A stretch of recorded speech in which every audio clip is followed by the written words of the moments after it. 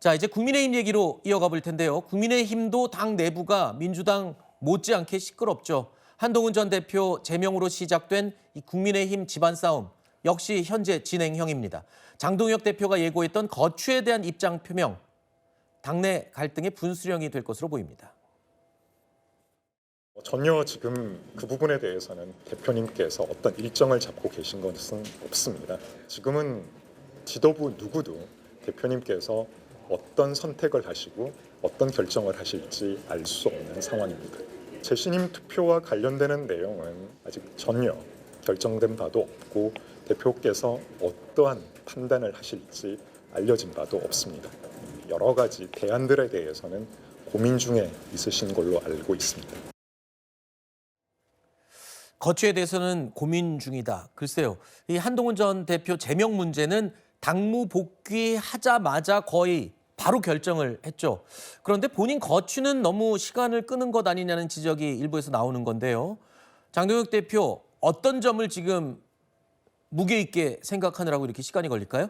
거취는 결정한 거 아닌가요? 이미 한 거나 다름없다는 보도도 사실은 나오죠. 이제 뭐 선거 이후에 선거 결과를 놓고 거취 표명해라 이런 의견은 있을 수 있지만 네. 선거 전에 참패가 예상되니까 거취 표명해라 이런 건 역사적으로 있지 않았잖아요. 네. 그러니까 저 부분은 아마 그러면 당원들 징계할 때마다 당원들이 일부 모여가지고 거취 표명하세요 그러면 다 해야 되나요? 그래서 그 부분은 앞뒤가 안 맞는 부분이고 뭐 재신임 투표 이런 부분도 물론 정치적인 구호로서는 어떤 의미가 있을지 몰라도 저는 정당을 위해서는 진행되면 안 된다 이렇게 생각을 합니다.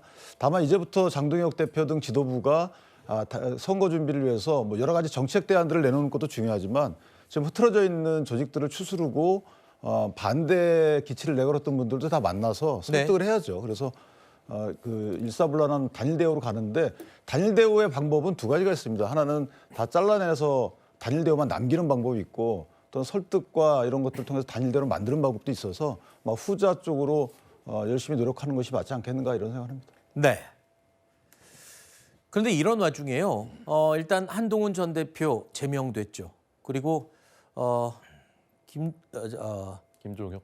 예, 김종혁 최고 중징계 결정을 내렸습니다. 이어서 이제 배현진 의원이요 윤리위에 제소가 된 것으로 알려지고 있습니다.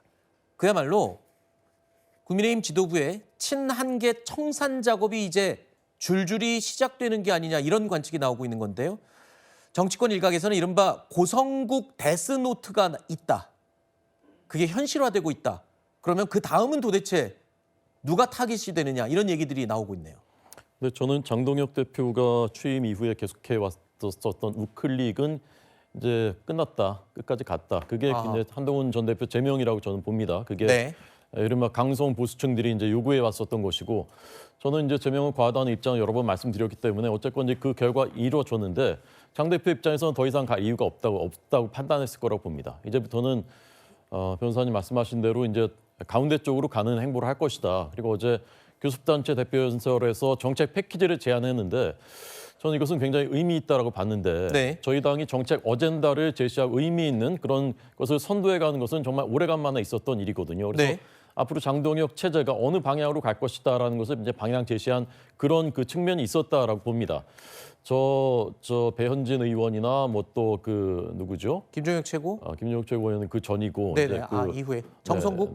정성국 의원 뭐 네. 이렇게 윤리위에 제소한 이런 것들은. 근데 정성국 의원은 그 정치부에서 확인했는데 네네. 대상이 아니라는 걸로 오전에 저희도 확인을 했거든요. 네네. 그러니까 이제 그런 것들은 그것은 지도부의 의중이 반영된 것 네. 같지는 않고요. 그리고 고성국 씨나 뭐 전한계 씨 이런 분들이 하는 얘기도 저는 지도부의 의중과는 관련이 없는 개인 플레이들이라고 생각합니다. 네. 저는 장동혁 대표가 지금부터는 우리가 윤호개인으로 가지 않는다. 네. 고성국, 전한계 저런 분들이 우리 당을 좌지우지할 수 없다. 그런 메시지를 보다 선명하게 보여주는 것이 네. 그것이 지방선거 그리고 장동혁 체제의 승리 그 성공에도 저는 도움이 될 것이라고 봅니다. 알겠습니다. 일단 친한계의 대표 인물 가운데 하나인 배현진 의원이 윤리위에 제소가 되면서 배현진 의원은 당연히 물론이고요. 친한계가 지금 발칵 뒤집혔습니다. 배현진 의원 쪽 혹시 취재해 보셨어요? 전화했다니까요. 들어오기 전에. 그냥 펄펄 뛰더라고요.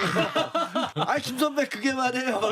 누군가가 그러더라고요. 당 사무에 밝은 사람이 서울시당 위원장도 날리려고 그런다는데 이런 얘기를 하더라고요. 그래서 다들 에이 설마 아무리 미쳤어도 무슨 서울시당 위원장을 어떻게 날리겠어 이런 얘기를 했거든요. 근데 보니까 이게 그냥 실제로 진행되고 있는 거구나 이런 생각이 들더라고요.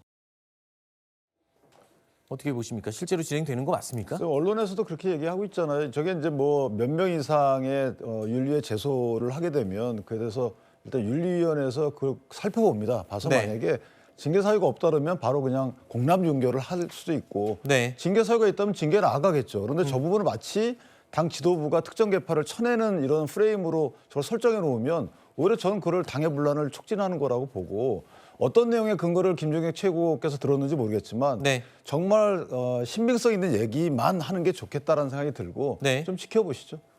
알겠습니다.